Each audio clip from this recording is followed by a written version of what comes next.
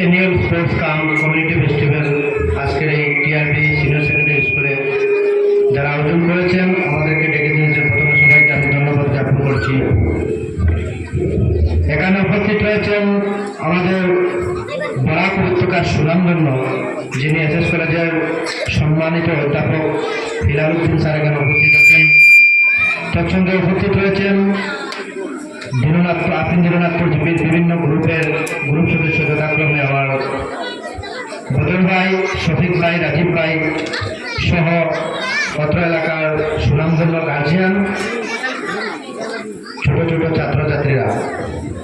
তো প্রথমে আমাদের জানতে হবে অ্যানুয়াল স্পোর্টস কাম কমিউনিটি ফেস্টিভ্যাল সেটা কয়েকদিন থেকে আমাদের বিভিন্ন স্কুল কলেজে খুব সুন্দরভাবে আয়োজন করে থাকেন। দীননাথপুর আজকের দিনে পিছপড়া অঞ্চল নয়, তারপরে বলতে হয় যে দীননাথপুর পিছপড়া অঞ্চলে এই টিআরবি সিনিয়র সেকেন্ডারি স্কুল প্রত্যেকটি বছর খুব সুন্দরভাবে বিভিন্ন ধরনের প্রোগ্রামের মধ্য দিয়ে এই স্কুলের অ্যানুয়াল প্রোগ্রাম আয়োজন করে থাকেন। এইবার অ্যানুয়াল স্পোর্টস কাম কমিউনিটি ফেস্টিভ্যাল যেটা আয়োজন করেছেন সেটা থেকে একটা জিনিস ফুটে উঠেছে যে আমাদের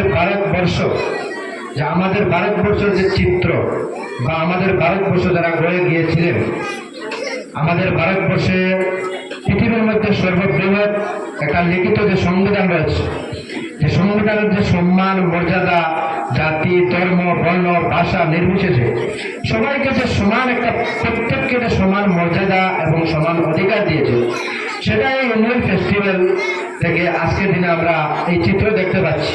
যেমন আমাদের সম্মুখে আপনারা যারা বসে রয়েছেন বিভিন্ন কমিউনিটি, বিভিন্ন রিলিজিয়াস থেকে আগত ছাত্রছাত্রীরা, এখানে খ্রিস্টান ধর্মাবলম্বী ছাত্রছাত্রীরা রয়েছেন, হিন্দু ধর্মাবলম্বী ছাত্রছাত্রীরা রয়েছেন, মুসলিম সম্প্রদায়ের ছাত্রছাত্রীরা রয়েছেন। কিন্তু আজকের এই অ্যানুয়াল ফেস্টিভ্যালে সবাইকে একটা জিনিস, একটা মেসেজ দিচ্ছে যে আমাদের ভারতবর্ষের সংবিধান বলে গিয়েছিল যে আমাদের ভারতবর্ষে বিভিন্ন ভাষা বিভিন্ন ধর্মের মানুষ থাকতে পারে, কিন্তু আমাদের ভারতবর্ষের সংবিধানের মৌলিক অধিকার যেগুলো রয়েছে, ভারতের সংবিধানের 12 থেকে 35-এর ভিতরে যেগুলো মৌলিক অধিকার দিয়েছে সবাইকে সমান অধিকার দিয়েছে। যেহেতু গতকাল 26শে জানুয়ারি প্রজাতন্ত্র দিবস গিয়েছে, মাত্র 12-13 ঘন্টা হয়েছে, সেই ইস্যুকে টেনে আমি আজকে অ্যানুয়াল ফেস্টিভ্যালে একটা যুক্ত করতে চাই। আজকের দিনে আমরা দেখছি যে আমাদের ভারতবর্ষে নতুন একটা ইসলামকল পরিবেশ সৃষ্টি হয়েছে, জাতি দাঙ্গা বিভিন্ন ধরনের নোংরা একটা পরিবেশের সৃষ্টি হয়েছে। আজকের দিনে যারা ছাত্রছাত্রী রয়েছে তাদের কাছে আমি একটা বার্তা দিতে চাই যে আমরা যে ধর্ম যে ভাষা বিভিন্ন সম্প্রদায়ের মানুষ হতে পারে, কিন্তু আমাদের কোনো ধর্মগ্রন্থে বলা হয়নি অন্য ধর্মকে আঘাত দেওয়া, অন্য ধর্মের প্রতি হিংসা চলানো, অন্য ধর্মের প্রতি হিংসা নিন্দা বিদ্বেষ সৃষ্টি করা। আমাদের এই সোনার ভারতবর্ষের যে একটা লিখিত সংবিধান, সেই লিখিত সংবিধান সেটা আমাদেরকে বলেনি।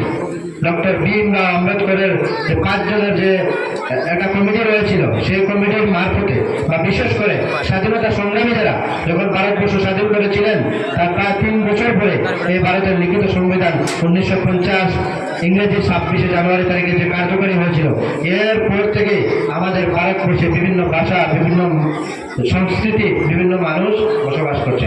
তো আমি আজকে যারা এই ফেস্টিভ্যালের আয়োজন করেছেন, যেহেতু আমাদের স্যার উনি অনেক ব্যস্ততা, ওনার কাছ থেকে আপনারা অনেক মূল্যবান কথা বলবেন, আমি আর বেশ কথা লম্বা করছি না।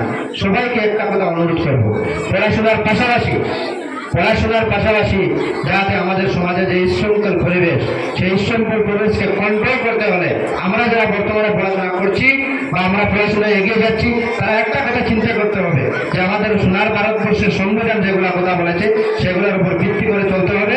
তোমরা ভালোভাবে পড়াশোনা করো এবং হিউম্যানিটি বলে একটা শব্দ আছে, মানবতা, সেই মানবতাকে উপর থেকে তোমরা সবাই এগিয়ে যাও, মন দিয়ে পড়াশোনা করো। এতটুকু বলে আমি বিদায় নিচ্ছি। ধন্যবাদ। জয় হিন্দ।